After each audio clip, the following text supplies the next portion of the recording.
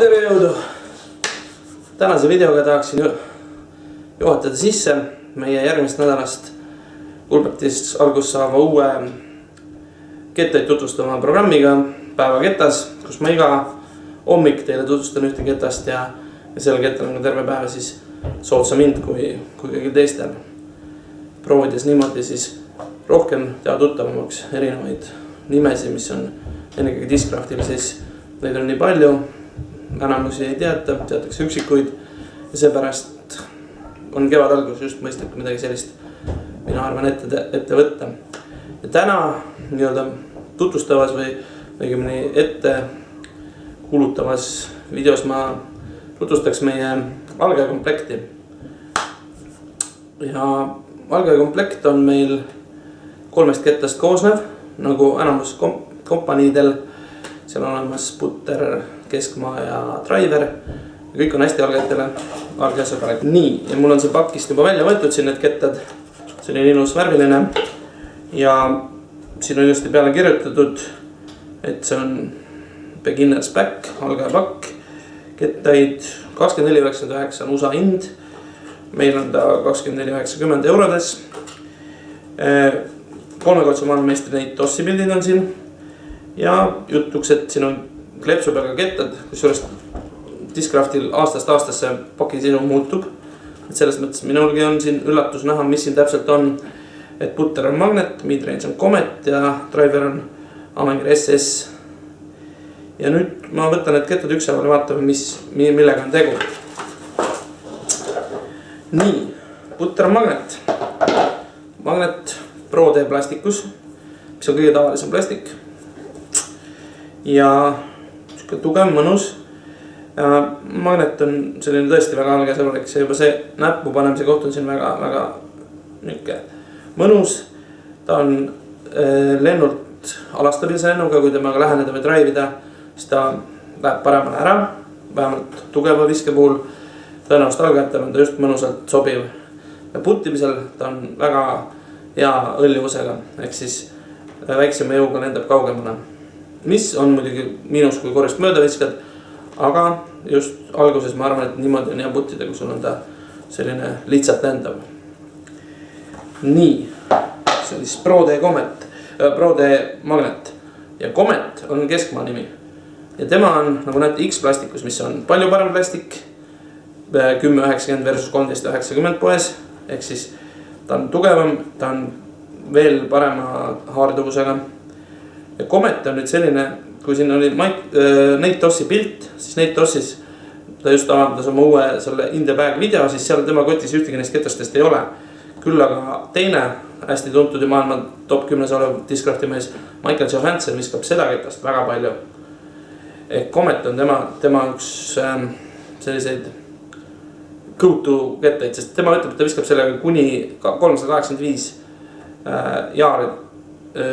feet'i, ehk siis üle 105 meetri. Ja see on müstiline, sest see on algeketas tegelikult, ta on mõeldud alastabiilseteks ja otseviseteks. Aga lihtsalt, kui ma loen neid USA foorumeid ja mis nad ketast kirjutavad, siis selle Cometi kohta on kõige pikem teema, üle 300 lehekülje juttu on sellest, kus kõik kiidavad ja imestavad, et kuidas see saab olla. Et kui sa võtate kätte, siis ta ei ole üldse nii mugav kui mõni Bass M3 või Mace või Rock 3. Et ta on selline imelik käes. Aga seal seesama Johansson ütlebki, et kui seda ka õpid viskama, siis see on maailma lihtsam asi. Sest et temaga sa viskad sellised jooni, mida ühegi teise kettaga viska. Ja minu esimesed kogemused on üleeilsest Saue rajast sellega. Ja see oli hämmastav. Ma ei pea mingit tugevat liigutust tegema ja ta lendab väga kaugele. Et see on huvitav. Temaga tuleb harjuda just käes hoidmise mõttes, aga seal jällegi need ameeriklased ütlevad, et kui sa õpid nüüd ära viskamise, siis sellega ta teeb kõik jooni. Teeb haisereid, teeb anahaisereid, teeb sirgeid. Et lihtsalt seal on see, et sa ei pea temaga üldse pingutama ja see teeb tast hästi lihtsa ketta metsas, et sa suudad igalt poolt välja visata. Et eks see ongi põhjus, miks see sama Johansson oli eelmise aasta Pro Touri kõige parem hädast välja tuli, et tema alati suutis ka metsast visata korvi alla, et võtta paar ära. Nii et see on huvitav ketas ja see on tõenäoliselt neist kolmest see, mis sulle jääb kotiga hilisemaks ajaks. Et seda viskavad ka kogenud mängijad. Nii, ja kolmas on veel driver, see on alati kõige huvitavam ketas. Ja no see on samuti õnneks X plastikus, mis on endiselt see parem ja kallim plastikus ja kõige tavalisem. Ja see on Avenger SS. Avenger SS on tuntud kui alastabiilne kaugel lendav ketas. Tal on selline suhteliselt terav äär. Peaks olema kiirus 10. Ehk siis sellega saab siis kaugele visata. Ta on algajale mõnusalt selline stabiilne ketas. Natuke aega võtab aega, kui te õpite paremini viskama, siis ta suudate temaga üle visata, tuleb tagasi. Profide jaoks on ta Heiserist välja paremale mõnusalt minev, nagu kõvasti paremale viskamise ketas.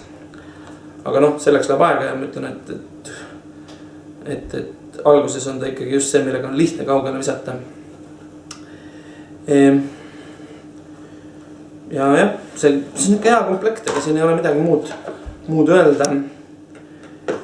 Ja soovitan kõigil, ütleme, kui teil näiteks eelmine sügis hakkas tulema sõpru, kes tahtsid rajal käia ja laenas teeketteid, siis kui nüüd on sünnipäev näiteks lähiajal tulemas kevadel, võib-olla varasuvel, minge ostke meie juurest näiteks see komplekt ja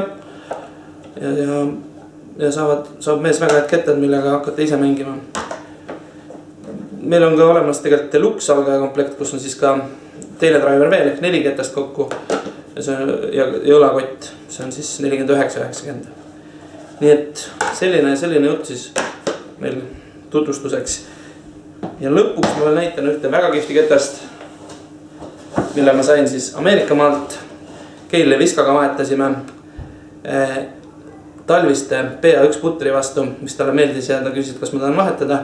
Ja peale proode ringi, seda 4. ringi, sain taga parkimisplatsis kokku ja ta ütles, et tal ei olegi autos mingeid teisi kettedet, aga ta võttis oma kotist selle ketta. Ja nagu eile Marti märkas, et ta viskas selle sama kettaga oma võistluse esimest viset ehk Mountain Hillsi üle V-viset esimesel ringil. Napilt enne korvi kukkus vette, sai sealt paar OB3. Aga jah, see on Minnesota Majestic, mis on siis Minnesota, mis on USA põhjapoolne, umbes sarnane nagu meie kant oma looduselt selle kandi üks suuremaid võistlusi. Ja Keil on sealt ka ise pärit ja see on siis Majesticu stamp. Ja neid hirve stampe ma olen näinud praegu müügis ainult ühte Thunderbirdi, nii et see on päris eriline ketas ja mul on väga hea meel, et mul selline on.